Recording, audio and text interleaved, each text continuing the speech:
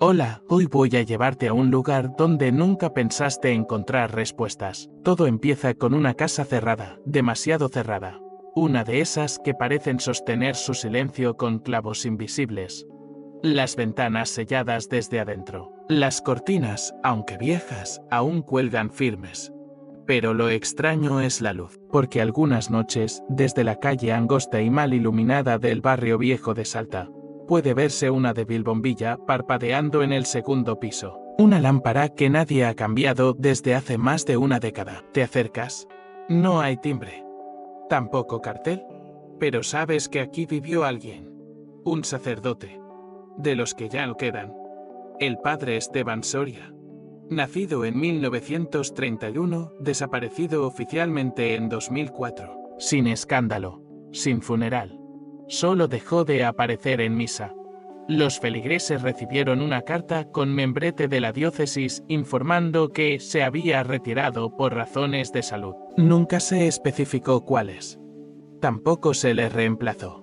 Y eso, para una parroquia pequeña, no es normal. Pero ten cuidado al final de este viaje, puede que ya no veas la historia con los mismos ojos. Antes de sumergirnos en esta historia extraña, tómate un segundo para darle like al video y suscribirte, pero solo si las verdades olvidadas y los vacíos en la memoria te intrigan tanto como a mí. Déjame en los comentarios desde dónde y a qué hora estás viendo esto. Quiero saber en qué parte del mundo o más allá estás tú ahora. Ahora respira, vacía tu mente y vamos a abrir las puertas de esas historias que nunca debieron ser enterradas. La puerta principal está cerrada, sí. Pero el buzón de hierro tiene una ranura lo suficientemente grande para introducir la mano.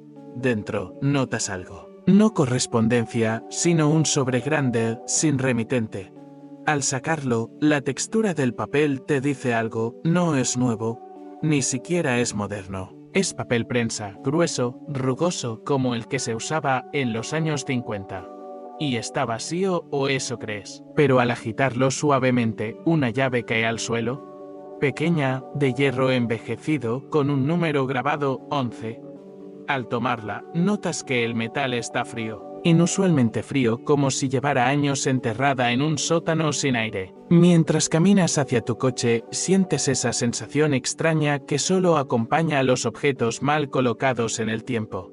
La llave pesa más de lo que debería. Y en tu mente empiezas a sonar una palabra, apenas un susurro interno, confesionario. Años atrás, cuando la diócesis de Salta comenzó a digitalizar sus archivos, alguien descubrió un archivo marcado como anulado. Dentro, se mencionaba una propiedad de la iglesia que había sido desvinculada del uso litúrgico por razones confidenciales.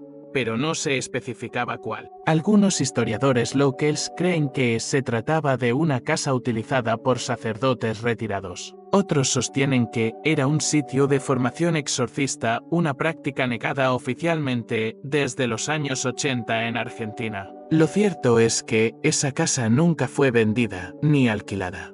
Y el catastro municipal aún la registra como bien eclesiástico en pausa de uso. El único documento con dirección exacta fue retirado del archivo a mano. Puedes ver los rastros del papel arrancado, pero una copia antigua quedó escaneada en una computadora olvidada del archivo parroquial. Fue así como encontraste la dirección. Esa noche, mientras duermes, sueñas con una fila de puertas idénticas. Una de ellas lleva el número 11. Frente a ella hay un niño vestido de blanco. No te habla, pero señala la cerradura. Al día siguiente, vuelves. Esta vez entras por la parte trasera. La verja oxidada cede con un leve empujón. Te internas en un jardín devorado por las malas hierbas. Ahí ves una puerta secundaria, más baja, con herrajes gruesos. La llave encaja, pero no gira. No todavía. Adentro, el aire es denso. Como si el oxígeno no se renovara desde hace años. La madera cruje con cada paso, pero no se quiebra. Encuentras una sala de estar cubierta de sábanas grises. Sobre una de las mesas, un portarretrato boca abajo. Lo giras. Hay una foto borrosa del padre Esteban, más joven, junto a 3 personas que no puedes identificar. Pero algo más llama tu atención, la figura de una niña en el fondo. No parece posar. parece observar, como si no perteneciera a la escena. A un costado hay una chimenea, vacía, pero con cenizas recientes. Al lado, un cenicero con un cigarro a medio apagar. La marca es importada. ¿Alguien ha estado aquí hace poco? Subes las escaleras, lento. A cada escalón, el sonido parece apagarse más, como si la casa absorbiera el ruido. En el pasillo superior, todas las puertas están abiertas, excepto una, la número 11. No es común numerar las puertas de una casa. Menos aún, desde adentro. El pomo de la puerta está limpio. Demasiado limpio. Lo giras. Está trabado. Pero esta vez, la llave encaja y gira. Un clic sordo resuena en tus dedos. La habitación número 11 está completamente vacía. Las paredes son blancas, sin marcas. Pero en el centro del piso hay un cuadrado dibujado con tiza roja. Dentro, una cruz invertida. Y justo al lado una pequeña Biblia infantil, abierta en el Salmo 88. Es un texto extraño para un niño. Me has puesto en la fosa más baja, en lugares tenebrosos, en Honduras. Sobre mí reposa tu ira, y me afliges con todas tus olas. ¿Recuerdas la figura de la niña en la fotografía? Al mirar alrededor, ves una huella infantil en el polvo cerca de la pared. Pero solo una. Y ninguna otra. Ese salmo, el 88, ha sido fuente de debate entre teólogos durante siglos. Algunos lo ven como una oración incompleta, el único que no termina en esperanza. Otros como una confesión de alguien que ya ha cruzado al otro lado del abandono divino. Un sacerdote en retiro con acceso a manuscritos antiguos podría haberlo sabido. O haberlo vivido. Afuera, alguien cierra una puerta. Pero tú estás solo, ¿verdad? La llave sigue en tu mano cuando das un paso atrás. El silencio de la casa es tan grueso que casi puedes morderlo. Pero no es vacío, es un silencio cargado. Como el de una iglesia antes del juicio final. Bajas las escaleras con una sola idea en mente. Buscar más. No sabes exactamente qué, pero la habitación 11 no era un destino, era una advertencia. En la cocina, los estantes están llenos de latas caducadas. El calendario en la pared se detiene en julio de 2003. Sin embargo, el reloj sobre la nevera marca la hora exacta. No está conectado a la electricidad. No tiene baterías. Aún así, avanza. Segundo a segundo. Como si el tiempo aquí funcionara con reglas distintas. Sobre la mesa, escondido entre viejos periódicos, aparece un cuaderno de cuero. Es delgado. Casi sin uso. Pero en la primera página, hay una nota escrita a mano. Si estás leyendo esto, no abras la puerta del armario. Eso es todo. Sin firma, sin fecha. Solo esa frase y un pequeño dibujo a lápiz de una llave. No es la misma que encontraste. Es más delgada, más larga. Una llave eclesiástica. Buscas el armario. No hay muchos. El único que parece relevante está en el comedor, empotrado en la pared como parte de la estructura original de la casa. No tiene manija, solo una cerradura antigua. No tienes la llave para eso. Todavía. ¿Pero hay algo más? En el piso del armario encuentras una hoja doblada en 4.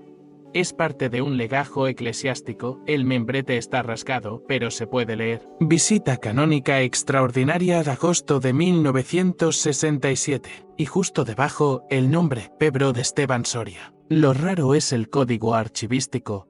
Comienza con la letra de indicador de documentos doctrinales. Pero este no es un archivo de doctrina. Es un informe.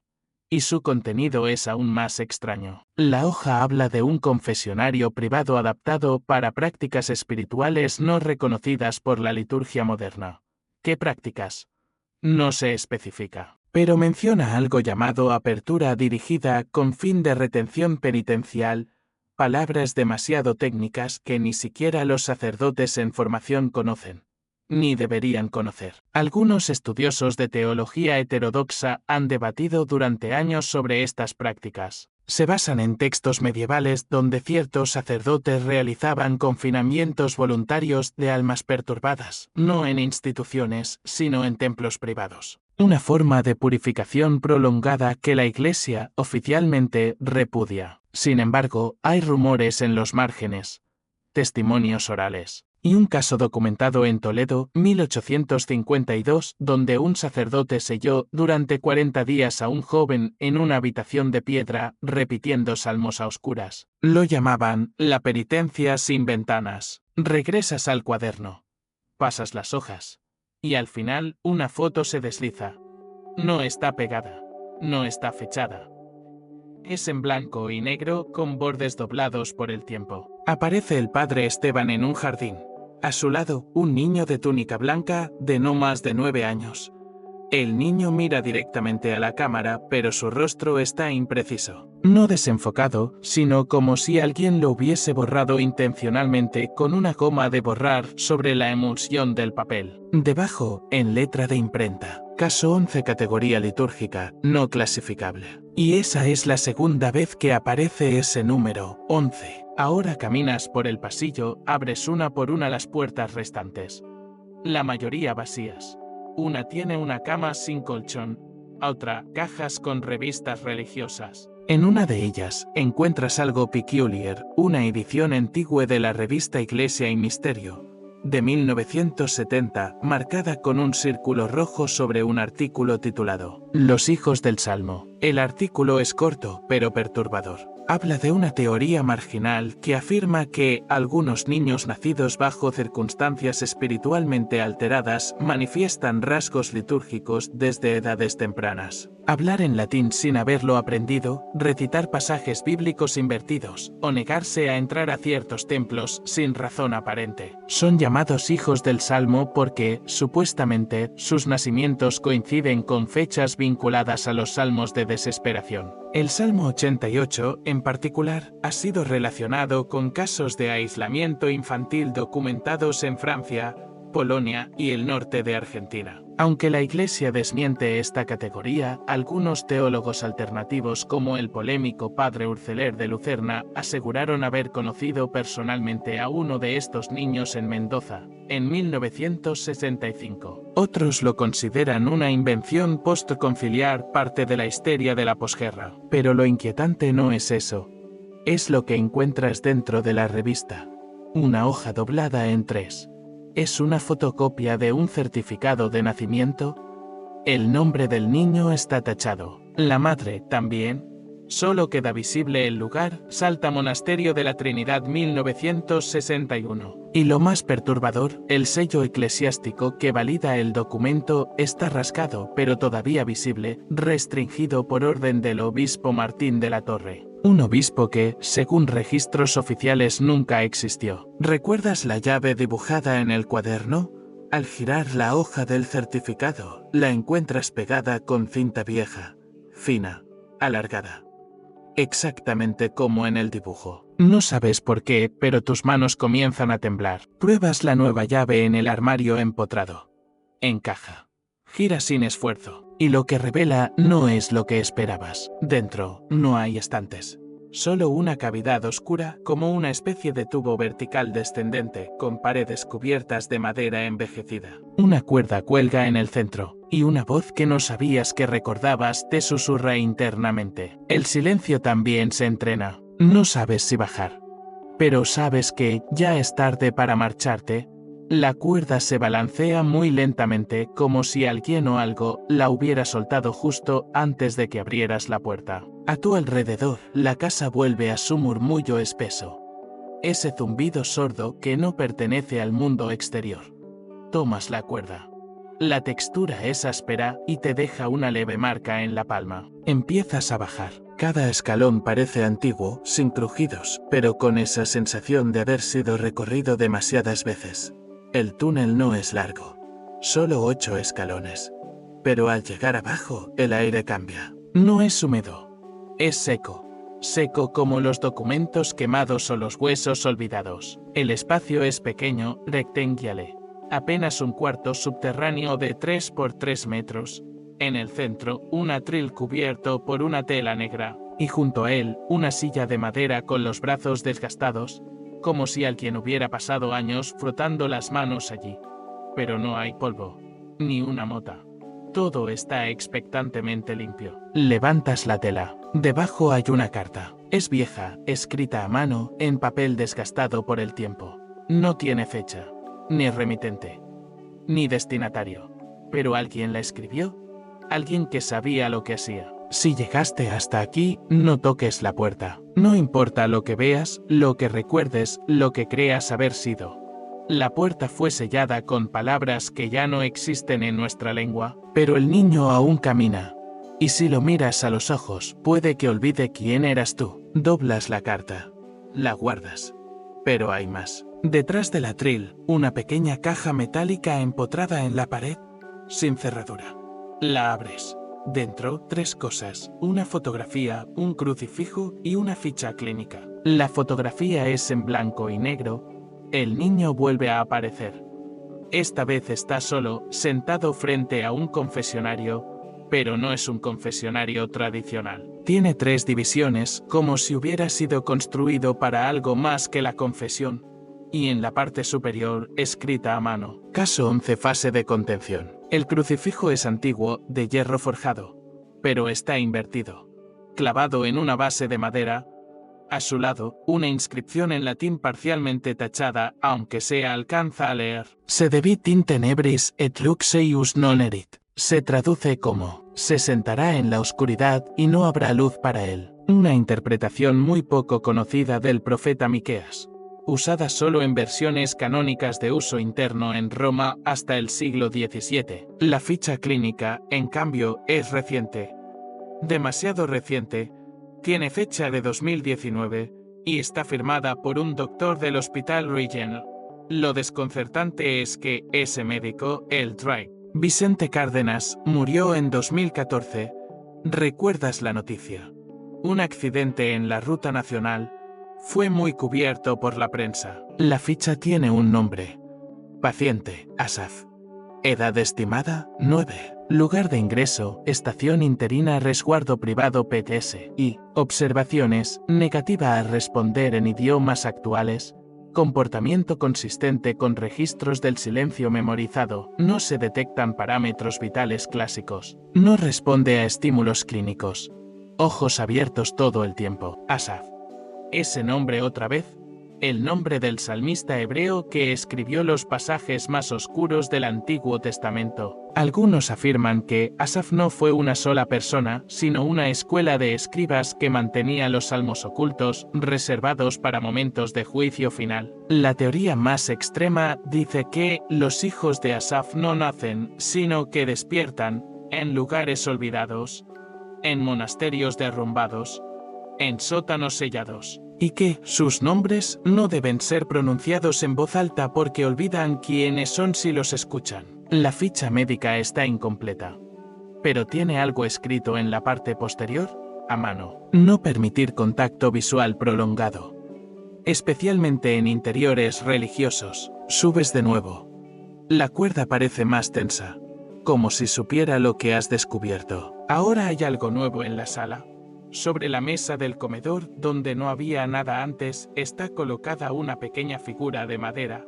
Es un niño tallado a mano, con una túnica y una cruz. Su rostro no tiene rasgos, solo una superficie lisa, y debajo, grabado con fuego, Asaf. ¿Respiras?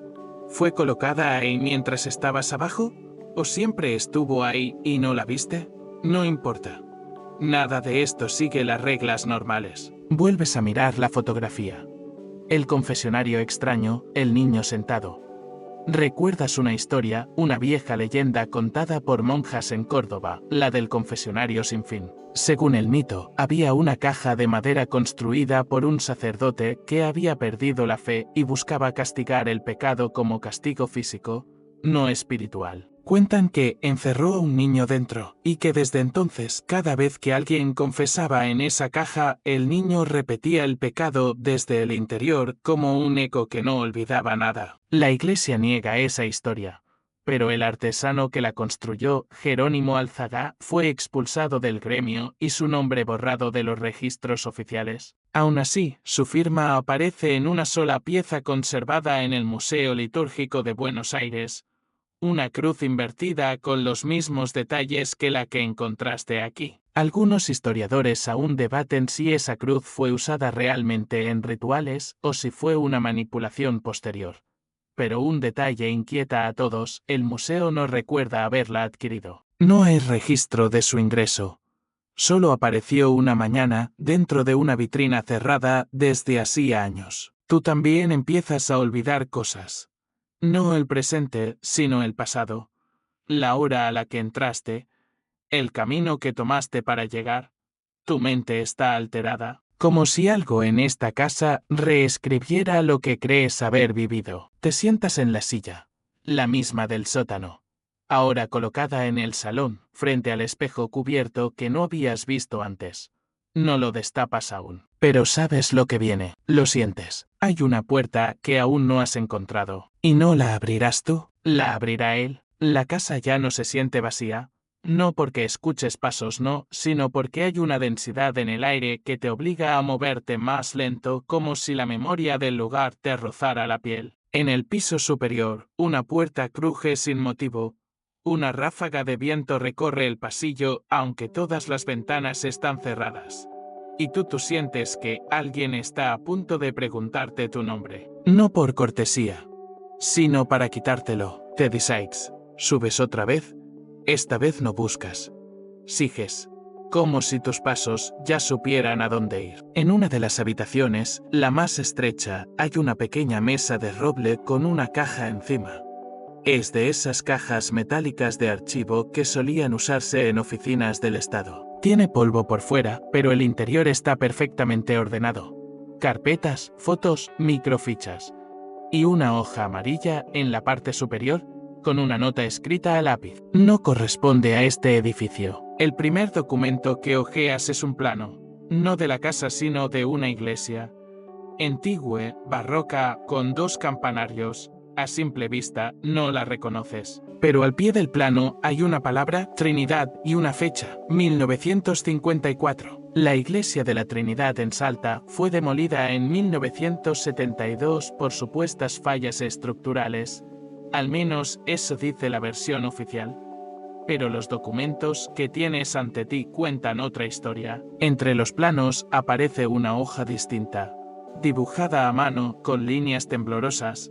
Muestra una ampliación del edificio, una habitación oculta tras el altar principal. No aparece en los planos municipales, ni en los registros parroquiales. Es más, los archivos del obispado contienen una declaración firmada por un arquitecto llamado Rogelio Ibarra asegurando que nunca se construyó tal espacio. Ese mismo arquitecto fue hallado muerto en 1974, en circunstancias nunca esclarecidas. Se ahorcó con el cinturón de su sotana, a pesar de no haber sido sacerdote. Algunos académicos aún debaten si la iglesia de la Trinidad realmente fue demolida por cuestiones estructurales o si, como sus feligreses más antiguos afirman, algo ocurrió tras el altar. Algo que provocó el cierre repentino de toda la parroquia en menos de 3 días. Se dice que, la noche anterior al cierre, se escucharon gritos desde el interior del templo, pero que cuando las autoridades llegaron, solo encontraron al padre Esteban en completo silencio, sentado en uno de los bancos, con los ojos vendados. Los periódicos locals solo mencionaron reformas mayores y transferencia del culto a otro edificio temporal. Nadie volvió a ingresar a la Trinidad. Y nadie volvió a verla por dentro. Entre las carpetas de la caja aparece una fotografía en color. Es la iglesia. Pero algo llama tu atención. La imagen muestra una puerta de madera justo detrás del altar. Una puerta que no se ve desde el frente.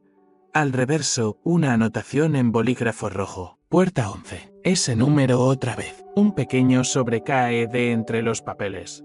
Contiene una llave. Diferente a las anteriores. Esta es más reciente, con un número grabado, 11B, y un símbolo litúrgico tallado en la base. Es una cruz de San Pedro invertida, rodeada de espinas. La clave de acceso a la Trinidad no existe más, claro.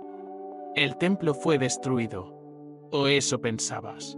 Pero al comparar los planos con las fotos, notas algo inquietante. Las dimensiones internas no coinciden. De hecho, hay más espacio dentro de lo que el terreno permitiría. ¿Recuerdas el plano modificado con líneas temblorosas? Aparece un nombre escrito en la esquina, María Inés Soria. El mismo apellido del padre Esteban. ¿Hija? ¿Hermana? Otra coincidencia improbable. Buscas en los archivos digitales de tu móvil. El nombre no aparece en registros civiles, ni siquiera en los eclesiásticos. Pero encuentras un dato extraño, un artículo de una revista de arquitectura religiosa, publicado en 1987. Menciona a una restauradora llamada María Inés que trabajó en estructuras litúrgicas anómalas en el norte argentino, incluyendo un caso en Salta.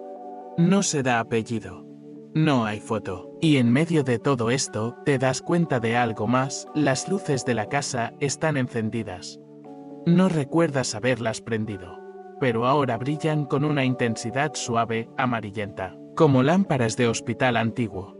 Te fijas bien, no están conectadas a la red eléctrica. Sigues explorando. En el fondo del pasillo del segundo piso, hay una puerta que no abriste antes. Parece común, pero tiene una cerradura doble. Y en el marco, unas palabras grabadas a fuego. La confesión no termina con el perdón. La llave 11B encaja perfectamente. Gira. Abres. La habitación está completamente vacía, salvo por un mueble cubierto con una lona negra. La destapas. Es un confesionario, uno antiguo, con detalles en hierro oxidado. Pero tiene algo diferente. Hay 3 secciones y una de ellas está cerrada desde dentro. Golpeas la madera. Nada. En la parte frontal, una pequeña placa de bronce. Modelo adaptado. Uso restringido. Serie A11B. Fecha 1962. En el respaldo del asiento central hay algo más grabado, una serie de números. Fechas. Una de ellas te hiela la sangre. Es tu fecha de nacimiento. Te sientas sin saber por qué. Al otro lado, escuchas algo. Un leve murmullo, como si alguien leyera en voz baja. Reconoces fragmentos del Salmo 88. Otra vez, siempre ese. Y entonces un clic. La puerta cerrada del confesionario se abre sola. Adentro no hay nadie. Solo una hoja clavada con una aguja a la madera. Es una carta. Sin firma. Estás a punto de recordar lo que juraste olvidar. Si decides seguir, no busques nombres. Busca lo que no se nombra. Sientes un ardor en el pecho, como si algo dentro de ti despertara. Sales de la habitación. Pero antes de cerrar, te das cuenta de que, en el interior del confesionario, hay un pequeño compartimento apenas visible. Lo abres. Dentro, un objeto envuelto en tela. Lo desenvuelves. Es un pequeño marco, con una fotografía. El padre Esteban y tú, de niño, sosteniendo una vela. Pero tú no recuerdas haberlo conocido jamás. La fotografía sigue en tu mano, pero no la reconoces. Y sin embargo algo en tu estómago se revuelve. No es solo la imagen, es el peso de la tela que la envolvía. Es vieja, gruesa, con el tacto seco del lino bendito. Al acercarla a tu rostro hueles incienso y algo más, ceniza, como si hubiera sido usada en un rito o en una despedida. Tu rostro infantil en la foto es inconfundible, mismo lunar bajo el ojo izquierdo. Mismo gesto extraño al sostener la vela. El padre Esteban te acompaña, sonriendo, pero su mirada no va hacia la cámara. Está fija en ti, como si estuviera esperando que recordaras. No puedes. Pero empiezas a dudar si realmente olvidaste o si alguien te obligó a hacerlo. Te sientas en el suelo.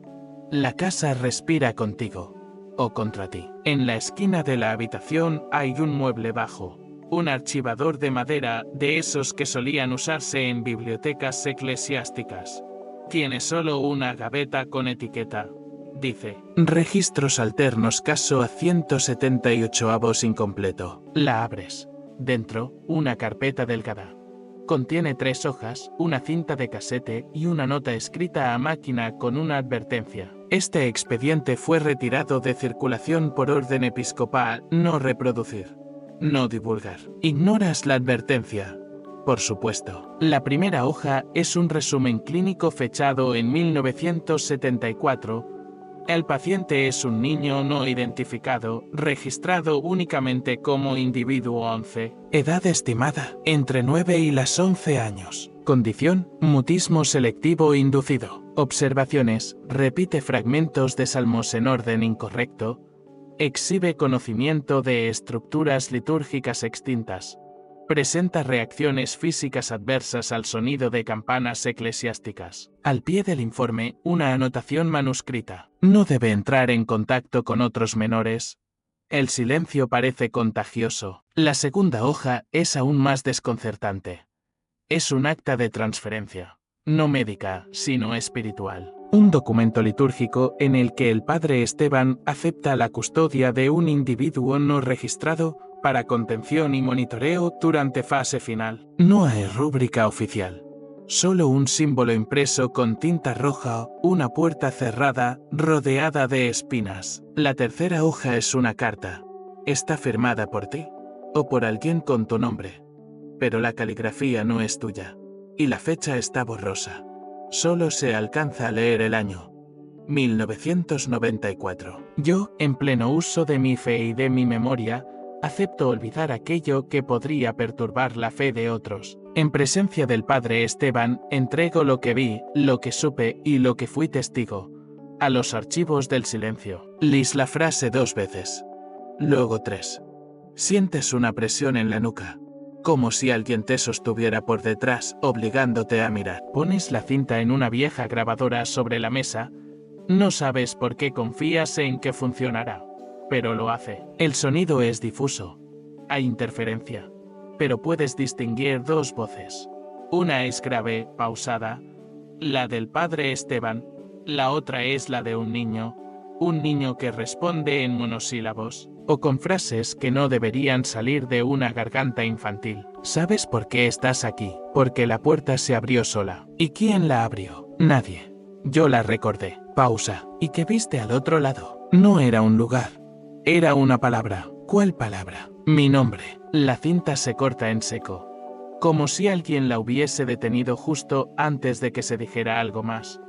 Pero tú sabes cómo termina esa frase, porque la estás recordando mientras la escuchas. Sales de la habitación tambaleándote. El pasillo parece más largo, o más curvo, como si la arquitectura de la casa se hubiera distorsionado levemente desde que subiste. Entras a la sala. Ahí, sobre el sillón cubierto por una manta, hay algo que no estaba antes. Una caja pequeña, de madera clara, con una cruz tallada y la palabra confidencial marcada en un extremo. La abres. Dentro, hay solo un objeto, una cinta roja de tela. Está doblada cuidadosamente como si fuera parte de una vestimenta litúrgica, y adherido con un alfiler, un papelito. Niño cantor, archivo 178, registro cerrado por intervención externa. Archivo 178. Ese número resuena como una campana. ¿Recuerdas, vagamente, haberlo visto en algún documento durante tus búsquedas de archivos perdidos? Se trataba de un caso olvidado, un niño cantor de iglesia que fue retirado del coro en 1983 después de un suceso sin explicación. No murió, no enfermó, solo fue olvidado. La historia circulaba entre ciertos círculos litúrgicos como un rumor imposible. Un niño que conocía salmos completos sin haber aprendido a leer, que podía predecir los pasajes de la misa del día siguiente, que no hablaba fuera del canto. Algunos decían que era sagrado, otros que traía mala suerte, y un día simplemente desapareció. El archivo fue sellado. Los monaguillos que lo conocieron cambiaron de parroquia. El sacerdote responsable pidió traslado a Chile, y la iglesia donde cantaba fue remodelada justo el año en que tú cumpliste 9. Te asomas por la ventana. ¿Hay algo en el jardín? Una figura pequeña, inmóvil, de espaldas, como un niño. Quieto. Sales. El aire afuera parece más pesado que dentro. Das unos pasos. Pero cuando llegas al lugar no hay nadie. Solo un cuaderno mojado por el rocío. Lo abres. En la primera página, una única frase escrita con caligrafía temblorosa. No olvides el salmo. Él sí te recuerda a ti. No puedes más. Te sientas en el borde del jardín, el cuaderno en las manos, y todo parece descomponerse a tu alrededor. El mundo ya no tiene bordes firmes. La casa no es una casa, sino un recuerdo sin autor.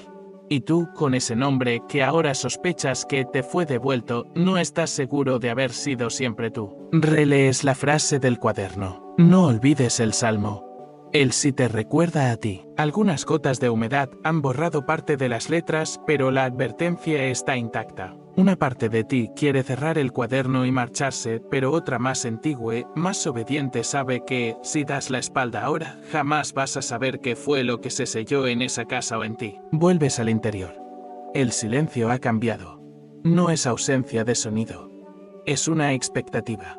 Como si alguien contuviera la respiración. Pasas por el comedor. El espejo cubierto sigue ahí. La tela roja que lo cubre parece moverse ligeramente con una corriente que no existe. Te acercas, pero no lo destapas. Vas al despacho. No lo habías explorado antes. Es una habitación estrecha, con una biblioteca de madera negra que cubre toda una pared. Los libros están ordenados por colores, no por títulos. Muchos de ellos sin nombre visible. Textos litúrgicos. Libros de teología. Y uno, al centro, envuelto en cuero oscuro con un sello que te hiela, la cruz de Caravaca. Abres ese libro. No tiene título. No tiene numeración. Solo texto. Y en las primeras páginas, una sección manuscrita, claramente posterior a la impresión original. El idioma es latín, pero puedes leer fragmentos. Reconoces nombres: Asaf, Esteban, Trinidad, 178. Uno de los pasajes, marcado con tinta negra, te llama especialmente. Et si pueri memoriam abscondimus, remanentim confessione qua non fuit audita. Y si ocultamos la memoria de los niños. Permanece en la confesión que no fue escuchada. Debajo, una nota manuscrita. Ver anexo fotográfico, habitación sellada. Buscas. Y ahí está. Una carpeta delgada, sin nombre, colocada cuidadosamente entre libros. Contiene solo una foto. Borrosa. En blanco y negro. Muestra una habitación vacía con una sola puerta al fondo, pero si miras con cuidado, verás algo. Una sombra. De un niño. No tiene rostro. Y sobre la imagen, escrito con tinta deslavada: el niño no canta. El niño recuerda. Ese niño. Siempre el mismo. En distintas edades, pero la misma forma. Como si no envejeciera. Como si no pudiera hacerlo. ¿Recuerdas la foto con el padre Esteban? Y la otra, en el confesionario. ¿Y la que encontraste en el archivo 178? Comienzas a comparar.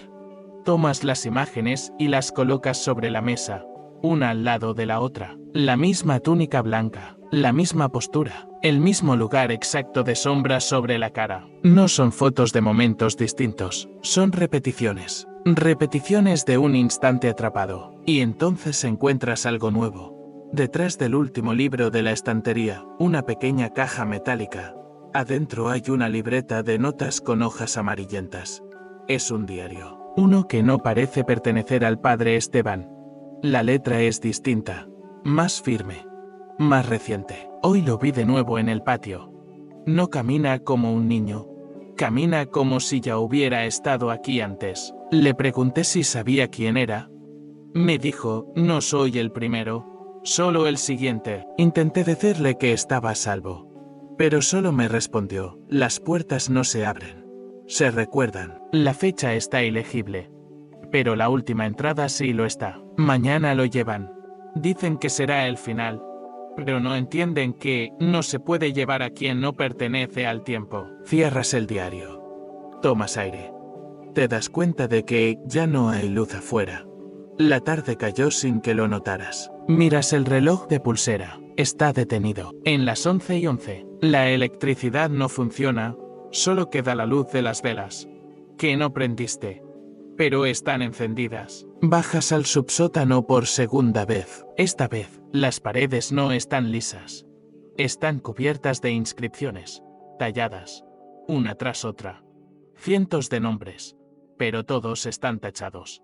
Todos excepto uno, Asaf, justo al centro, sin tachar, rodeado de círculos. En el atril ya no está la carta. En su lugar hay una partitura. Notación gregoriana. Y debajo, en latín, las palabras: Psalmus silenti confessio in tenebris, que es una pieza musical que no existe en los registros oficiales.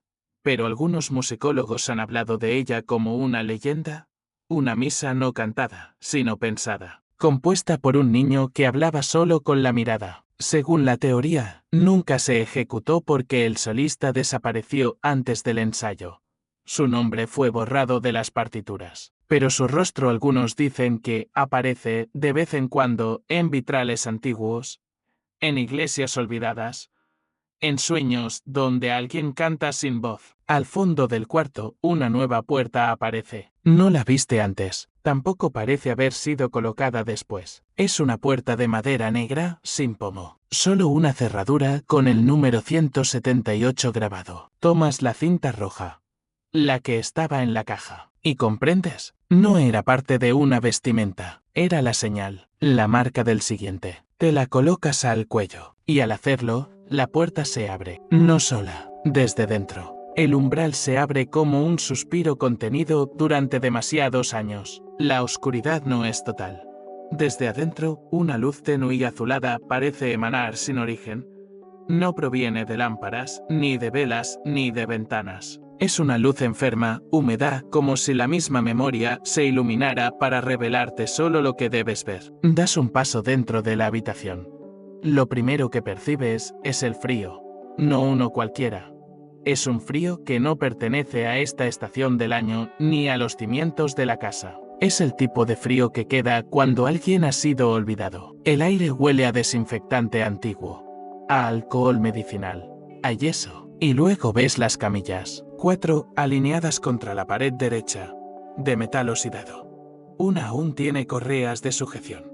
En la pared, ganchos vacíos donde alguna vez colgaron bolsas de suero. Encima de cada camilla, una pequeña lámpara de quirófano desconectada, pero todas apuntando hacia abajo como cabezas inclinadas ante algo que ya no está. A tu izquierda, un archivador de madera carcomida. Lo abres con cuidado. Dentro hay fichas médicas, numeradas, pero sin nombres. PACIENTE 174.175.176. Faltan varias. Después, 178. La 177 no está. La ficha 178 es más gruesa que las demás. Está compuesta por copias borrosas, tachaduras y páginas arrancadas. Algunas de las hojas están firmadas por el Dr. M. Aranda con fecha de 1972. Pero te detienes, porque algo no cuadra. ¿Recuerdas el nombre? Ya lo viste antes en otro documento. El Dr. Aranda murió en 1967. El certificado estaba entre los archivos parroquiales. Entonces, ¿quién firmó esas hojas? Las miras con más atención. La firma parece auténtica, la tinta envejecida. Los informes son extraños, más cerca de un diario clínico que de una ficha médica. En uno de los párrafos, Liz, el sujeto no responde a estímulos comunes. Parece entender el lenguaje, pero responde con símbolos. No muestra angustia, pero sí una conciencia aguda del entorno.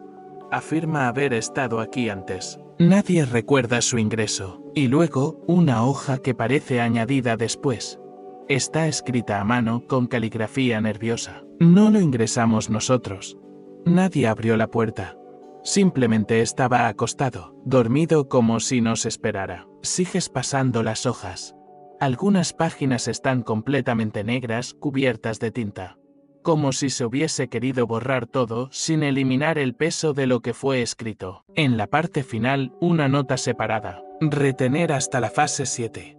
En caso de resistencia, aplicar silencio administrado. No sabes qué significa, pero tu estómago se contrae. En la esquina opuesta de la sala, descubres algo que no pertenece a una consulta médica. Es un altar improvisado, velas derretidas, una pequeña cruz de madera tallada a mano, invertida. Y encima, una fotografía. No una cualquiera. Es una radiografía. Muestra un cráneo infantil, pero en lugar del nombre del paciente hay una palabra escrita a mano en el margen inferior. Feanto R. Sientes que algo te observa. Te giras lentamente. La pared al fondo ha cambiado. Ya no es lise. Está cubierta por fotografías. Docenas. Niños, todos vestidos de blanco. Todos con los ojos cerrados. Todos, menos uno.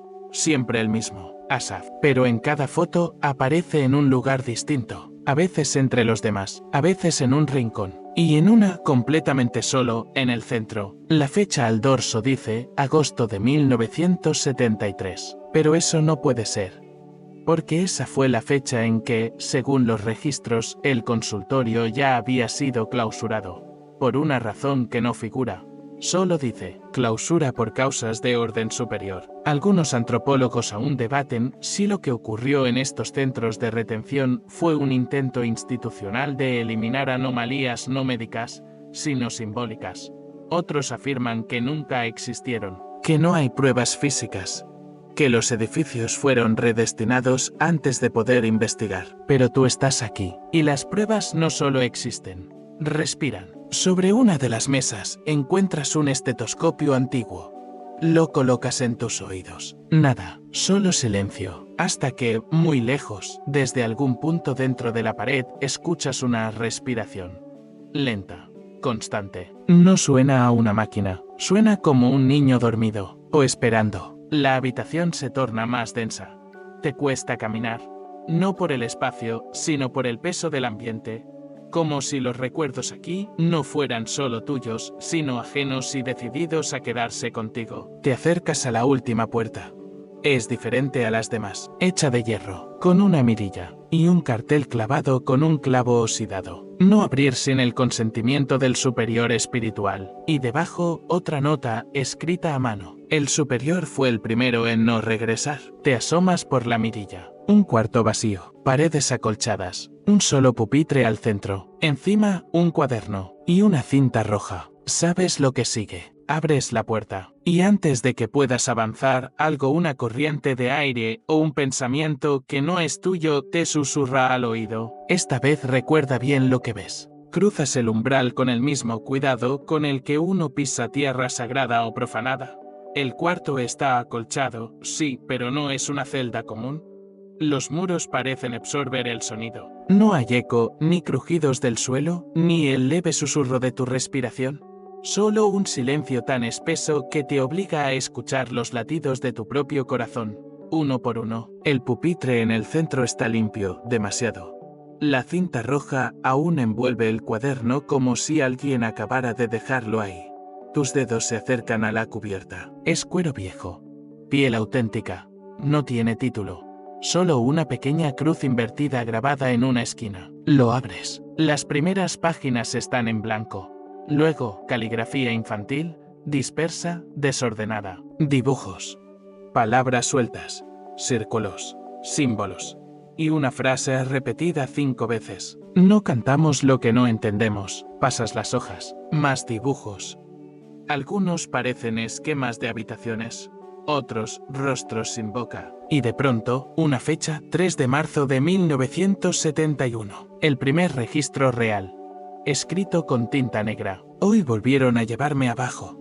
Las voces están más fuertes. Una mujer me habló desde la cruz, pero el padre no la oyó. Yo sí. Sigues leyendo. Me dieron agua, pero no sabía agua. Me dormí y soñé con el cuarto sin techo. Hay más niños, pero no me miran. Solo cantan sin abrir la boca. Y después, otra frase. Dijeron que si abro la puerta, ya no salgo como yo. Cierras el cuaderno por un instante. El aire cambió. Y es entonces cuando lo escuchas por primera vez. Un canto, suave, monocorde, lejano. En latín, muy tenue. No viene del cuarto. Viene de debajo del cuarto. Te agachas.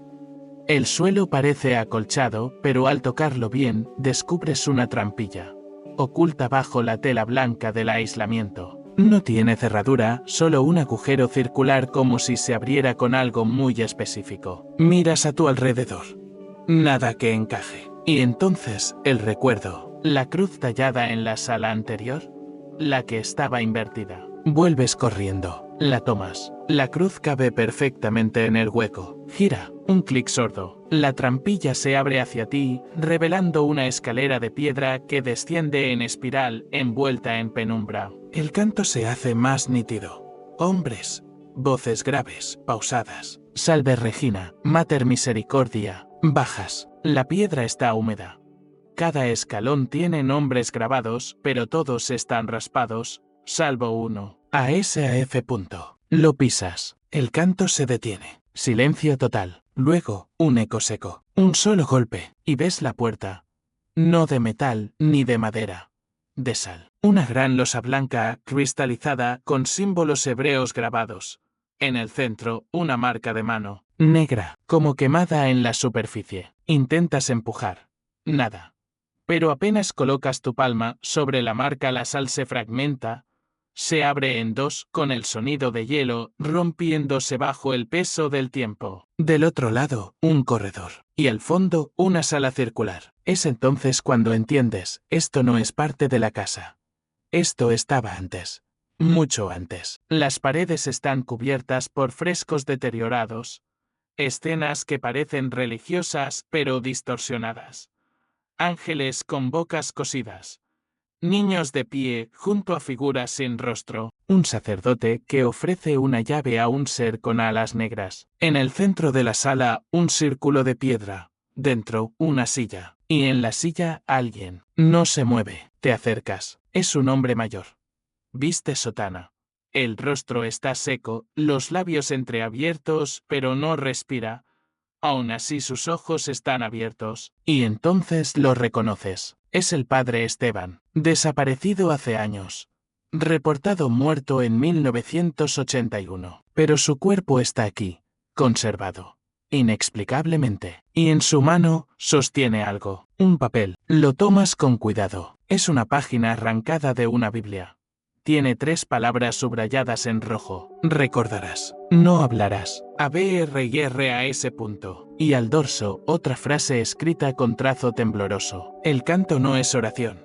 ¿Es llave? No lo sigas. No lo repitas. Algunos estudiosos han hablado del fenómeno de las criptas sonoras. Espacios sellados dentro de estructuras religiosas donde el sonido se comporta de forma distinta, como si ciertas vibraciones quedaran atrapadas o fueran capaces de modificar el estado de conciencia. Hay registros vagos, fragmentados, pero nadie ha documentado uno completo. Tal vez porque nadie volvió. Vuelves a mirar al padre Esteban. Hay sal bajo sus pies. Y en su cuello, una marca, un símbolo que viste en otro lugar. En la portada del cuaderno, un trazo circular con 3 puntos adentro. De pronto, sientes que no estás solo. La voz vuelve, ahora más cerca, pero esta vez es una sola voz, infantil, cantando lo mismo solo que al revés. No entiendes cómo, pero tu mente empieza a traducir el canto. Una frase clara emerge. Estoy aún aquí, pero ya no soy lo que era. Tus piernas quieren retroceder, pero tu cuerpo no responde. Algo más fuerte que tú te mantiene quieto. Entonces, en una de las paredes, ves algo nuevo. Una inscripción grabada. La puerta abrió a quien no debía saber. Todo se apaga. Luz, sonido. Tiempo. Cuando parpadeas, estás de pie. En la entrada de la casa. La puerta tras de ti, cerrada. En tu mano, la cruz, el cuaderno. Y una hoja nueva, recién colocada entre las páginas. Fase 8 completada. El testigo recuerda. La prueba continúa. Y al final de la nota, ASAF. La calle está vacía. Demasiado vacía. El mundo al otro lado de esa puerta de sal o lo que haya sido te acompaña como un eco persistente, invisible, que se pega a la piel como ceniza. Caminas sin rumbo claro, sin saber si sigues dentro de la misma ciudad. No hay coches. No hay viento. Solo el crujido de tus pasos sobre un pavimento que parece más antiguo de lo que recordabas. Una farola parpadea. No debería estar encendida a esta hora. Y sin embargo, lo está. Debajo, una figura. Un niño. No mayor de 9 años. De espaldas a ti. Lleva una mochila escolar. Sujeta algo entre las manos, aunque no alcanzas a ver qué. Tu instinto quiere llamarlo, preguntarle si está bien. Pero no puedes, porque el canto vuelve. Susurra desde él. Sin que abra la boca. Esa misma tonada en latín. Pero no es el mismo ritmo. Es más lento, como si te estuviera esperando. Entonces el niño se da la vuelta. Y no tiene rostro. No vacío, no desfigurado. Liso. Totalmente liso. Como si nunca lo hubieran terminado. Lo que tiene en las manos lo reconoces. Una llave. De bronce, larga, con un extremo en espiral. Y cuando extiende su brazo hacia ti, entiendes el mensaje. Te toca abrir otra puerta. Pero no estás en la casa. Ni en el sótano. Ni en ningún lugar oficial. Estás en un fragmento. Un espacio entre espacios. Algunos investigadores del fenómeno de los lugares de desdoblamiento cognitivo aseguran que existen sitios donde la mente humana experimenta distorsiones espacio-temporales breves, como si ciertas coordenadas geográficas fueran capaces de superponer planos de realidad. Sitios así han sido estudiados en puntos remotos de la Patagonia, el desierto de Gobi y en un pueblo español borrado de los mapas en 1973 llamado San Adrián de Albalate. No hay registros oficiales de su desaparición, solo un artículo olvidado publicado en una revista de arqueología local que hablaba de la construcción de una iglesia sobre un pozo romano cubierto de símbolos proféticos. Se mencionaba una figura extraña en los frescos, un sacerdote entregando una llave a un niño sin rostro. Sigues al niño. No habla, no corre. Solo camina en línea recta por una calle que no termina. A los lados, casas cerradas. Ventanas tapiadas. Pero en una de ellas, la número 23, la puerta está entreabierta. El niño entra. Tú también. El interior es una réplica de una casa común. Mesa, sillones, un reloj de péndulo detenido a las 3:33. La hora en que encontraste la trampilla. La hora en que el canto se detuvo. En el suelo, papeles dispersos. Recortes de periódicos. Tomas uno. Desaparece sacerdote tras confesar en hospital psiquiátrico. Otro. Reunión secreta del obispado en convento clausurado, 11 niños bajo tutela eclesiástica, no identificados. Otro. Hermana Leticia afirma haber visto una sombra que no proyectaba sombra en la sacristía. Todos los artículos están fechados entre 1968 y 1972. Todos de medios menores, regionales. Y en todos, el mismo símbolo aparece, a veces garabateado al margen, otras grabado en fotos. 3 puntos dentro de un círculo. El niño sube por la escalera. Tú lo sigues. El segundo piso está cubierto por espejos. No reflejan lo que deberían. En lugar de tu rostro, ves otros. Una mujer con los ojos vendados. Un hombre llorando frente a una lápida. Una niña en un pupitre, escribiendo sin tinta. En uno de los espejos, sin querer, ves algo familiar. La sotana del padre Esteban. Pero quien la lleva no es él. Es alguien más joven. Eres tú. Cierras los ojos. Cuando los abres, estás en otro lugar. Una sala. Reconoces los vitrales, símbolos sagrados, mezclados con fórmulas anatómicas. Al fondo, un atril. Encima, un nuevo documento. Te acercas. Es un expediente médico. Incompleto. Nombre del paciente, Asaf 7. Edad desconocida. Sexo, masculino. Observaciones, memoria en bucle. Canta sin estímulo. Habla idiomas que no domina. Responde a la llave como si la reconociera. Estado final, transferido al cuarto de prueba. Cierras el expediente. Y lo recuerdas. El símbolo grabado en la cruz. El mismo que aparece en los informes, en los vitrales, en el espejo. Y en la palma del niño. Sí, lo ves ahora. Cuando se gira hacia ti, al final del pasillo, extiende su mano y te la muestra. La marca grabada. No pintada. No tatuada.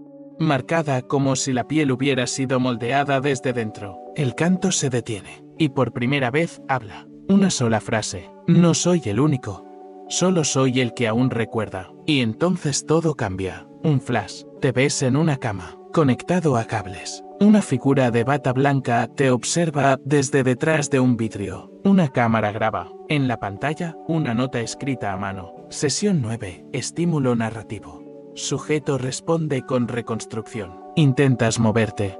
No puedes. La voz del niño ahora suena como la tuya. Desde afuera. Y entonces se dio cuenta que todo lo recordado había sido sembrado. La luz parpadea. Una figura se acerca. Lleva sotana, pero su rostro está cubierto con una máscara de espejo. Y en su mano, otra llave. La misma que viste al principio. La misma que ahora tú también tienes. Porque cuando miras hacia abajo, la sujetas. Tú. Y al girarla en el aire, el entorno se derrite. Y una voz femenina, vieja, ronca, recita desde muy lejos. Cada testigo es otro nudo. Cada recuerdo, otra puerta. Cada puerta otro canto que no debió ser repetido. Las paredes no se derrumban, se desvanecen. Como humo atrapado en la forma de un cuarto que ya no sabe si existe, No hay suelo, no hay techo, solo estás tú. Y esa llave, el metal aún está caliente en tu mano. Late, y cuando abres los ojos otra vez, estás sentado en un banco de madera. Una capilla pequeña, vacía, olvidada por siglos. Todo está cubierto de polvo, excepto una cosa, el altar. Ahí está. La figura tallada en madera de un sacerdote. Con los ojos cerrados, una mano extendida no en bendición, sino en advertencia. Y sobre el altar, un libro abierto que no tiene letras, solo símbolos. ¿Recuerdas la hoja sobre la mesa del cuarto número 7? Era una copia de esto. No lo sabías entonces, pero ahora lo ves. Cada símbolo es una puerta. Una voz interrumpe. Desde atrás. Si lees más de 3, ya no puedes salir. Giras lentamente. Un hombre está de pie entre las sombras. No lleva sotana, ni uniforme, ni identificación. Solo un abrigo negro, mojado como si viniera de una tormenta que nadie ha sentido. Sus ojos están hundidos, pero no por falta de sueño, sino como si llevara demasiados años viendo algo que tú apenas empiezas a entender. ¿Sabes cuántas veces has estado aquí? No respondes. Tú tampoco deberías recordarlo. Se acerca al altar. Toca el libro. Los símbolos titilan como si reaccionaran a su piel. Esteban lo hizo. Abrió la cuarta. Buscó la historia detrás del niño. Quiso saber si Asaf existió, si el canto era real, si lo que veían los otros sacerdotes no era solo locura colectiva. Hace una pausa. Te mira, pero lo que encontró fue más antiguo que la fe. Una de las velas del altar se enciende sin llama, y por un segundo escuchas algo debajo de los pisos de madera. Un coro lejano, de voces rotas pero sincronizadas, ni infantiles ni adultas, algo intermedio, como si fueran recuerdos que cantan. Te lo advierto, porque no todos tienen la suerte de regresar aquí con forma humana. El hombre desaparece, no se va, no camina, simplemente deja de estar. Y entonces te das cuenta de que ya no estás en la capilla. Estás en un despacho, antiguo, polvoriento, con una ventana cerrada a piedra. Sobre el escritorio, otra caja de madera, con una cerradura idéntica a la de la trampilla original. La llave vibra en tu mano. La insertas. Giras sin esfuerzo. Se abre. Dentro, documentos, sellados con cera roja, sellos del Vaticano, todos con una palabra en común: Experimento Aurelio. Tomas el primero. Fecha: 1961. Ubicación: Centro de Investigación Psicoespiritual Navarra. Clasificación: confidencial. Contenido: fase inicial exitosa. El canto logra establecer patrones de resonancia entre individuos sin contacto previo. A través de la exposición controlada, se puede inducir memoria compartida. El sujeto primario A7 responde a claves visuales y auditivas incluso en estado inconsciente. Otro documento. Una carta escrita a mano. Padre Esteban, no continúe. Hay algo en Asaf que no es reflejo ni símbolo. Es origen. Y si llegamos a tocar esa raíz, no regresaremos como entramos. Hermana Leticia, sientes el pulso en tu sien. Demasiado rápido, porque dentro de la caja también hay una foto. Antigüe Scipie. Un grupo de niños frente a un edificio gris, todos con uniforme, todos con expresión vacía. Y en el centro, Esteban, más joven. Y a su lado un niño, con la cara borrosa. No porque esté desenfocada, sino porque alguien la raspó. Pero debajo, escrito a mano: a las 7 antes de la división. No sabes qué significa eso, pero tu mano se mueve sola.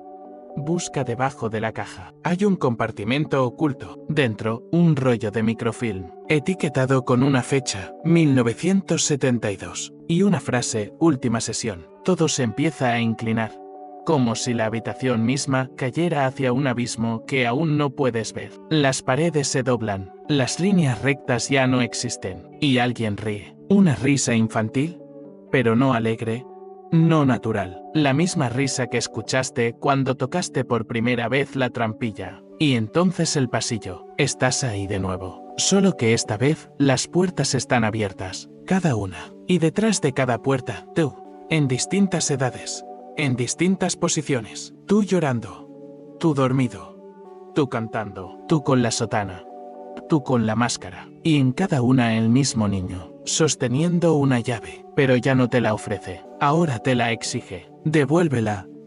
Esta no era tu historia, y te das cuenta de algo bruto. Tal vez tú no eras el testigo, tal vez solo eras el medio, una pieza más en una repetición, un canal, y alguien o algo usa tu memoria para entrar por otra puerta. Asaf no fue el primero, susurra el eco, solo fue el primero que sobrevivió al canto. ¿Y tú? ¿Lo has sobrevivido? Miras tu reflejo en el vidrio de la caja. Y no ves tus ojos, solo ves el símbolo, los 3 puntos dentro del círculo, ardiendo bajo tu piel. Estás en la escalera de piedra. No recuerdas haber subido, ni cuando empezó a inclinarse hacia abajo, pero tus pasos resuenan como si llevaras años bajando. A cada peldaño, el aire se vuelve más denso, más húmedo.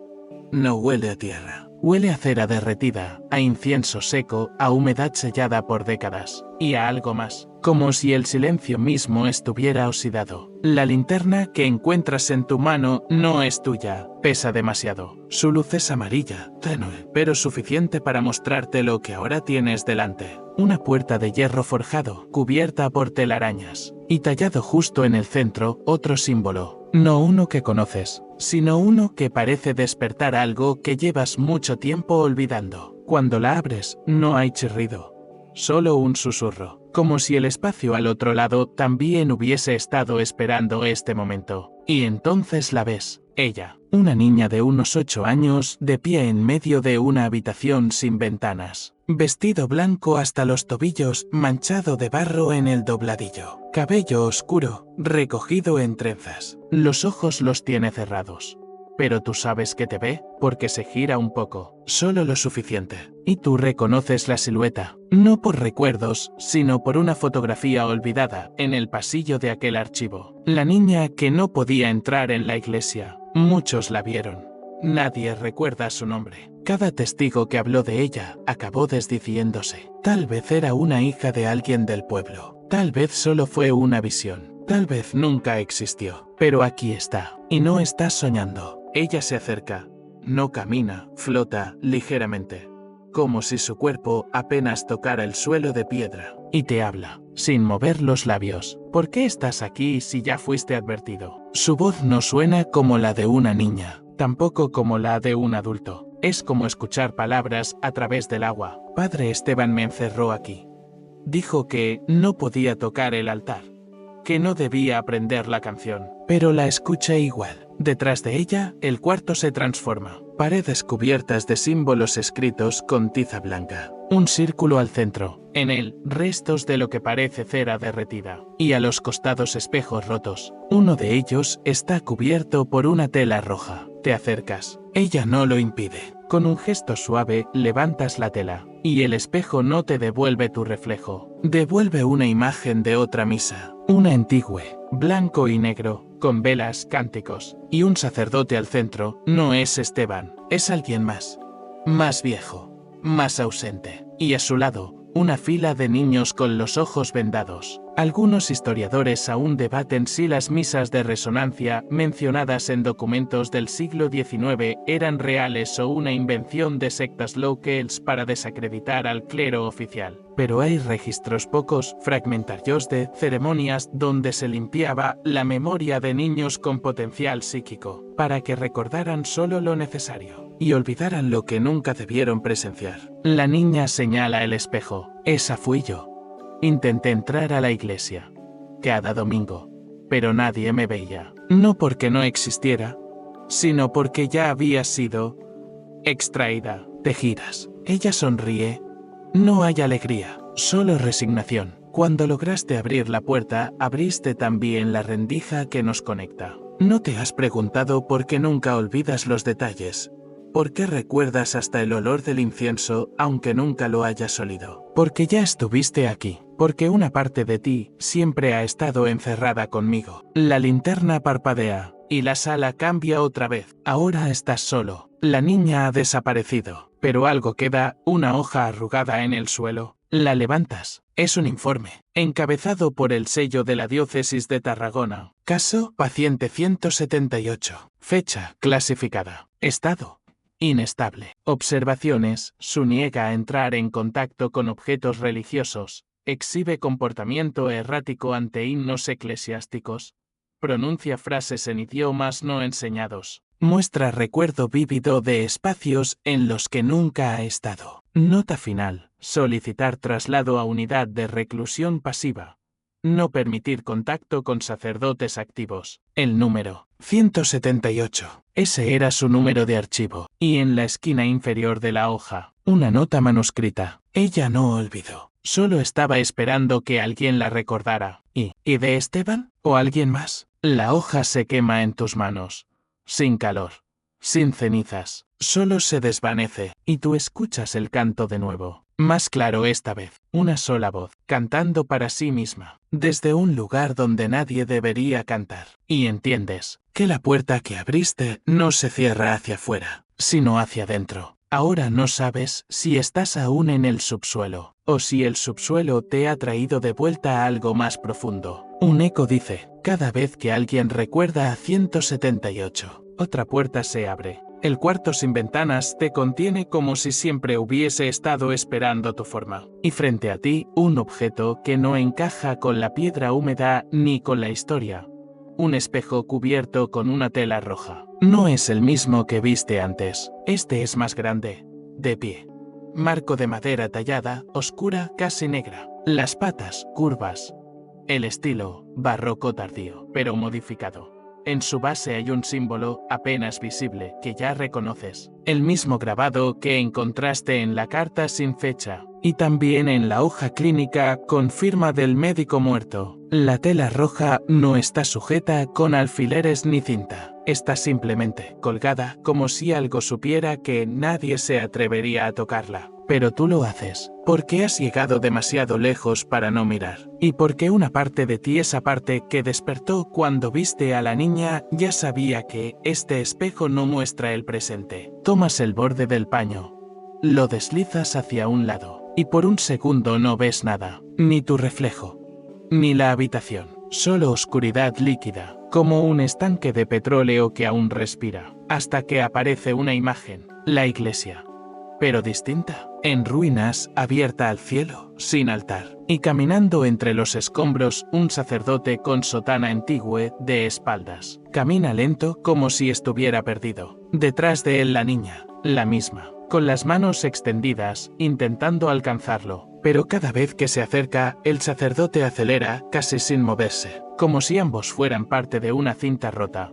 Una repetición eterna de algo que nunca llegó a pasar. Y entonces escuchas la oración. Desde el otro lado del espejo. Una frase en latín, distorsionada. Non aperjas nisi memoriam sit tua. Tu pulso se detiene. No porque entiendas la lengua, sino porque ya has soñado esas palabras antes. En noches sin contexto. Susurradas por voces que no tenían rostro. No abras si el recuerdo no es tuyo. La tela roja cae de tus manos, y el espejo se agrieta al centro. No se rompe por completo, solo una línea como una herida. Una cicatriz que ya no puede cerrarse. Te das cuenta de que el cuarto está construido alrededor del espejo. Las paredes tienen marcas de muebles que ya no están. Como si todo aquí hubiera sido vaciado, excepto este objeto. Sobre una repisa, encuentras un papel frágil por el tiempo. Es una nota firmada con iniciales que ya conoces. Y, cubrir el espejo. No destruirlo. Ya no refleja el presente ni el pasado,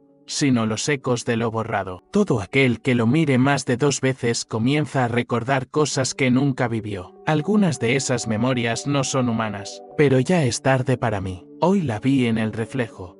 Y ella me llamó por mi nombre de infancia, uno que ni yo recordaba. El espejo vibra suavemente, como si reaccionara al ser leído. Tu reflejo empieza a formarse lentamente, pero algo está mal. No te devuelve la mirada, te observa. Pero los ojos no están enfocados en ti, están viendo algo detrás de ti. Te giras. Nada, solo piedra y sombra. Cuando vuelves al espejo, el reflejo ha cambiado. Ya no eres tú, es el padre Esteban, mirando directamente desde el otro lado. Y tú sabes, sin saber cómo, que esta no es una imagen del pasado. Te está mirando ahora. ¿Tienes la llave?, dice, pero no con sonido. Sus labios se mueven, pero el sonido es interior.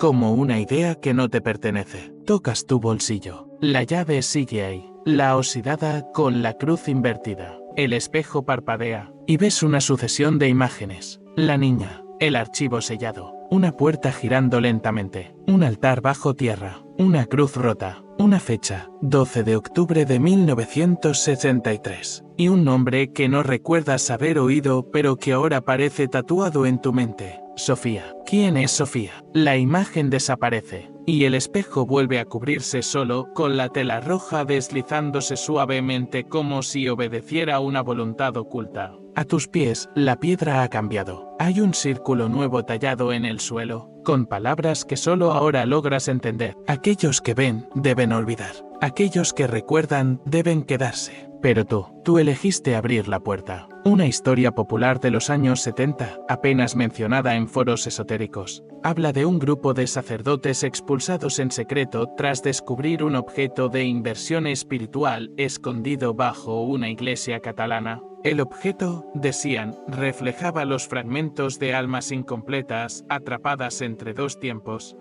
Nunca fue confirmado.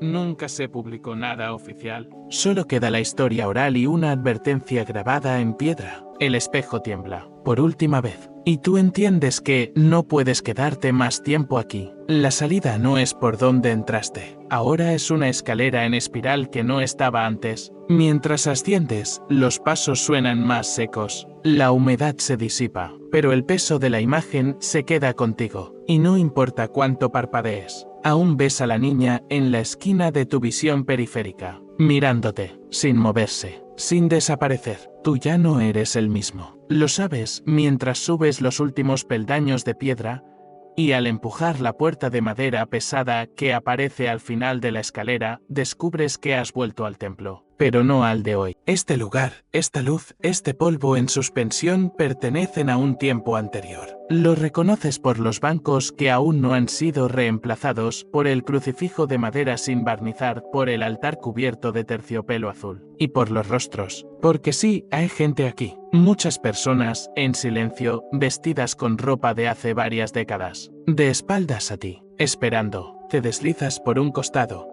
Nadie parece verte. Te acercas al altar. Allí está el padre Esteban, pero no es viejo. No es el hombre cansado de la bitácora ni el rostro que viste en el espejo. Aquí es joven, fuerte, con una mirada decidida y está a punto de iniciar una misa. Solo que esta misa no está en ningún registro. Ni aparece en los calendarios parroquiales, ni fue anotada en los libros litúrgicos, ni hay testigos vivos que la recuerden. Pero hay fotografías. Sí, fotografías que encontraste semanas atrás en una colección privada sin catalogar, donde se ve a una congregación vestida de manera extraña. Hombres con trajes oscuros y mujeres cubiertas hasta el cuello, todos mirando hacia el altar, y al fondo, una figura infantil, solitaria, con un lazo blanco en el cabello. Esa figura está aquí, y tú no puedes dejar de mirarla. La niña, Sofía. Ella está sentada en la última fila, sin moverse. Nadie le habla, pero tú puedes verla perfectamente. O no es que puedas, sino que debes verla. El sacerdote comienza a hablar, pero no son palabras de la misa tradicional. En este acto, sellamos lo no dicho. En este altar, ocultamos lo que no debe volver. Y ante los ojos del portador, entregamos la llave de lo que será olvidado. Entonces, algo ocurre. Uno a uno, los asistentes comienzan a inclinar la cabeza. No en oración, sino como si algo invisible pasara por encima de ellos. Una sombra, que no proyecta forma. La luz cambia. Se vuelve rojiza, densa. La temperatura cae de golpe. ¿Y tú? Tú sientes que la escena te está absorbiendo. No la estás presenciando. La estás repitiendo. Como si alguna parte de ti ya hubiera estado aquí. Vuelves a mirar a Sofía. Ahora está de pie. Y en su mano una hostia negra. La alza con solemnidad. No hacia el cielo, sino hacia el espejo que cuelga en una de las paredes laterales del templo. Sí, ese mismo espejo cubierto que encontraste en el cuarto sin ventanas. Aquí está descubierto. Y refleja algo que no debería estar reflejado. Una puerta abierta y tú parado frente a ella. Tu cuerpo reacciona. La llave en tu bolsillo arde. Y entiendes, esta misa no fue una ceremonia religiosa. Fue un ritual de clausura, un intento por encerrar, contener, sepultar una memoria que amenazaba con volverse contagiosa. Algunos historiadores religiosos aún debaten si, durante el Concilio Vaticano II, ciertos sacerdotes en Europa fueron expulsados discretamente, no por desobediencia doctrinal, sino por haber practicado liturgias no reconocidas. Una teoría sostiene que algunas de estas ceremonias servían para ocultar fenómenos que no podían explicarse y que una de las últimas tuvo lugar en una parroquia de Cataluña en 1973. No hay pruebas sólidas, pero varias personas han encontrado documentos con sellos que nunca debieron existir y en ellos una palabra aparece con frecuencia: obliteración. La misa llega a su clímax. El padre Esteban extiende los brazos. La niña se acerca. Y tú no puedes moverte. Todos los asistentes comienzan a girar lentamente sus cabezas hacia ti, uno a uno, sin prisa, sus ojos vacíos. No hay sorpresa, no hay juicio, solo reconocimiento, como si, al fin, hubiera regresado quien debía cerrar el ciclo. Y entonces la campana suena, pero no es una campana física. Es la misma frecuencia aguda que oíste en la grabación de la confesión distorsionada. Una nota constante que atraviesa tu pecho. Todo se disuelve, y vuelves a estar solo en la iglesia, vacía, silenciosa, con la misma luz gris entrando por los vitrales. Pero ahora algo ha cambiado. Sobre el altar hay un libro, abierto. No debería estar ahí, y no estaba antes. Te acercas. Las páginas están en blanco, excepto una frase escrita en tinta muy antigua. Todo aquel que vio debe testimoniar, aunque su testimonio no tenga oyentes. Debajo tu nombre, no el que usas ahora, el de infancia. Ese que no has pronunciado desde hace décadas. Ese que ni siquiera recuerdas haber contado a nadie. Tus manos tiemblan, porque empiezas a recordar otras cosas. Fragmentos, voces, una mujer que llora, un patio de juegos cubierto de hojas secas, una puerta que no se abría, y la sensación de que alguna vez ya fuiste parte de todo esto. ¿Recuerdas la hoja del cuarto número 7? La que hablaba de un paciente con recuerdos no documentados y una fecha de nacimiento contradictoria. Empiezas a sospechar que ese paciente podrías haber sido tú, y que esta misa, esta imagen, este lugar ya te conocían antes de que tú siquiera decidieras venir. No te das cuenta de que has salido de la iglesia hasta que el viento frío te golpea la cara. La puerta detrás de ti se ha cerrado sola. El aire está inmóvil. No hay pájaros, solo los pasos que das sobre la grava que parece más áspera de lo normal, como si debajo hubiera algo que no quiere ser pisado. Miras hacia atrás, la iglesia no está. No como antes, ahora es solo un edificio sin ventanas, con muros lisos de concreto viejo, sin campanario, sin cruces. No tiene sentido. Pero tampoco lo tenía la página con tu nombre, ni la hostia negra en manos de una niña que debería estar muerta hace décadas. Y sin embargo, todo encaja de alguna forma, porque ahora recuerdas algo más. La habitación con la cortina blanca, la figura sentada frente a ti tomando notas. Una evaluación. ¿Cuándo fue la primera vez que viste la puerta?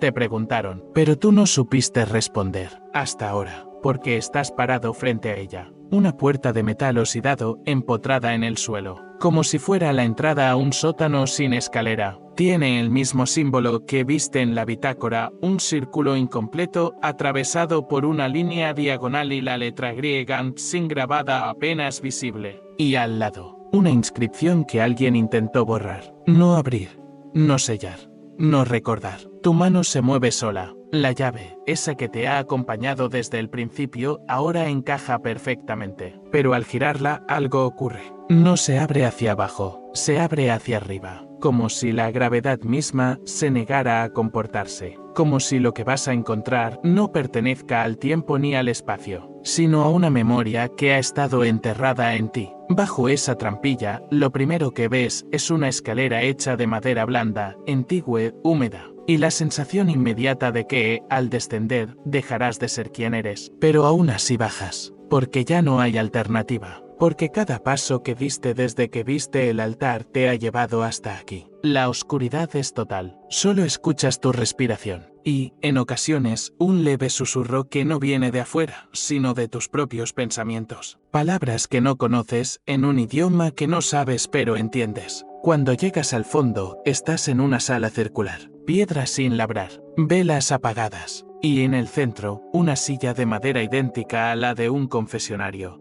pero sin paredes ni privacidad. Sobre la silla, otro cuaderno. Lo abres. Está lleno de nombres, pero todos están tachados, excepto uno. Sofía 178. Y junto a él, una frase. Ella no fue la primera.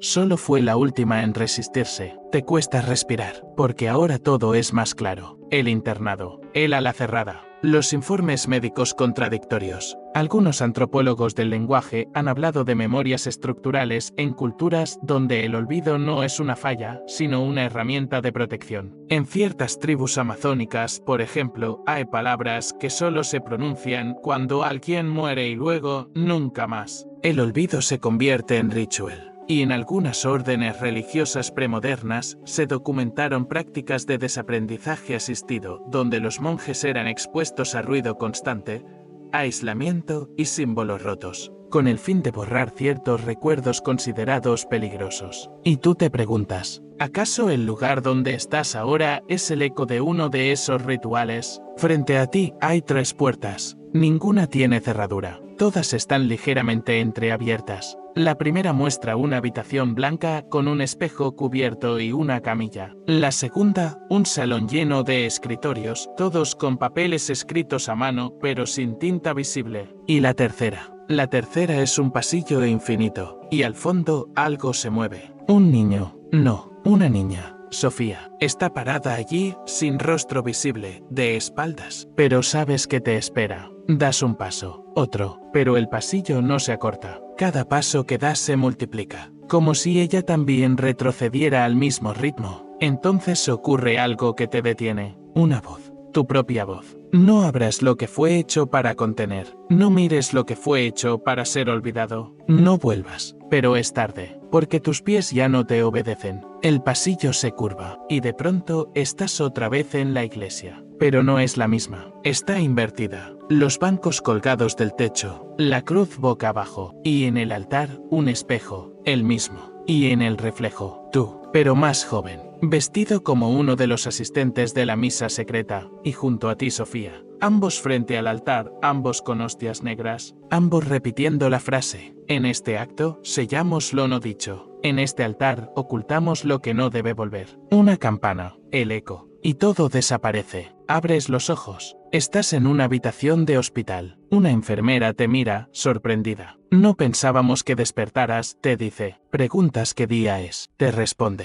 8 de agosto. Año desconocido. Y ríe como si fuera una broma. Pero tú sabes que no lo es. Miras tus manos. En una hoja arrugada con una sola línea. Tu testimonio ha sido recibido. Y en la otra, la llave, aún tibia. Las ventanas del hospital están selladas, no con barrotes, sino con una especie de resina transparente como cera endurecida. La luz que entra no parece real, es demasiado blanca como si viniera de un foco y no del sol. No sabes cuánto tiempo llevas aquí. No hay reloj, ningún calendario, solo el sonido constante de un monitor que no está conectado a ti. Y la enfermera ya no regresa. Te levantas. El cuerpo responde, aunque cada músculo lleva una memoria que no es tuya. Caminar por el pasillo del hospital es como cruzar un sueño mal recordado. Los nombres en las puertas están borrados. Algunos tienen placas rotas, otras solo una inicial, pero todas están numeradas, salvo una. Puerta sin número, sin pomo, y aún así, sabes que debes entrar. Cuando empujas, descubres algo que reconoces de inmediato. La capilla. Pero no está dentro del hospital. No puede estarlo. Y sin embargo, ahí está. El mismo banco de madera oscura. El mismo altar sin Cristo. Y al fondo, esa silla alta, de respaldo gótico, donde el sacerdote alguna vez se sentó. Ahora está vacía. Pero en el aire flota un olor a incienso, mezclado con algo más. Madera mojada, sangre vieja y pergamino. En el banco delantero hay un objeto. Te acercas. Es una grabadora antigua. Pequeña, de mano, con una cinta ya colocada dentro. La enciendes. Una voz se activa, distorsionada al principio. Y luego, clara, tu voz. Registro 17. Prueba de sesión con Sofía. Condición estable. Repite patrones. Sigue negando acceso al recuerdo fuente. Último intento autorizado antes del cierre. Silencio. Luego, otra voz, débil. La de una niña. No quiero recordar. Si lo hago, ustedes desaparecen. Y luego, ruido blanco. Aprietas el botón para adelantar. Otro segmento. El sujeto 178 mantiene barrera activa. Código verbal activado. Un sacerdote, una llave y una puerta. Pero ella nunca la abre. Solo deja que otros lo hagan. Apagas la grabadora. No puedes respirar. Eres parte de esto. Siempre lo has sido. Tal vez fuiste uno de los observadores. Tal vez uno de los desaprendedores. O quizá algo peor. Porque sobre el altar hay una libreta. No una Biblia. No un libro de oración. Una libreta igual a las demás. Y al abrirla, ves los nombres. Todos tachados. Menos uno. El tuyo. Y junto a él, escrito en lápiz, casi borrado por el tiempo. Registrador. Sujeto testigo. Última recuperación fallida. Exposición autorizada solo si ciclo reinicia. Sientes el corazón latir en el cuello. No puedes apartar la vista de esa frase. Si ciclo reinicia. ¿Ciclo? Esto ha pasado antes. Empiezas a ver los patrones. La misa. El internado. El ala cerrada. Sofía. La puerta. La llave. Tú. Siempre tú. Pero cada vez en un rol diferente. Un testigo, un sacerdote, un paciente, un narrador.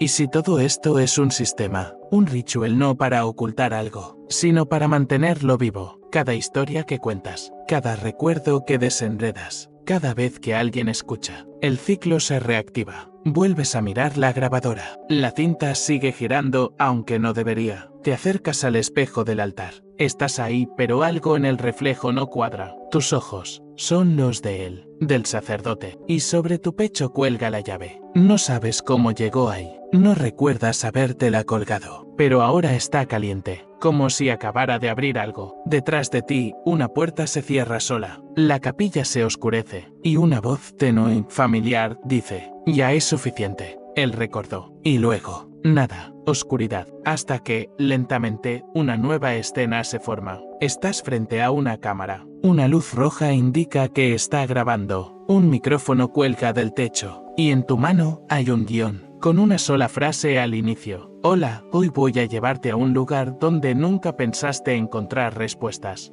Respiras profundamente, como si salieras de un sueño que nunca terminaste de entender. Afuera, la noche sigue, silenciosa, inmóvil. Las respuestas que encontraste no son respuestas, son fragmentos, sombras que se acercan cuando cierras los ojos. Una sensación persistente de que algo no encaja del todo, aunque no sepas decir qué. En el fondo, lo sientes. No saliste de la historia, solo pasaste al siguiente nivel del olvido. Y eso cambia algo dentro de ti, porque ahora ves los detalles con otros ojos. La escuela cerrada de tu barrio, la iglesia que solo abre de noche, esa mujer en la plaza que repite nombres que nadie más recuerda. Todo eso ahora lo ves. Y te preguntas, ¿cuántas veces has estado aquí antes? ¿Cuántas veces contaste esta historia pensando que era la primera? Tal vez hay una razón por la que ciertos recuerdos son borrados. No porque sean falsos, sino porque son demasiado ciertos, demasiado vivos, demasiado peligrosos. Tal vez esa llave nunca fue física. Tal vez fuiste tú, un contenedor de lo que otros prefirieron no guardar.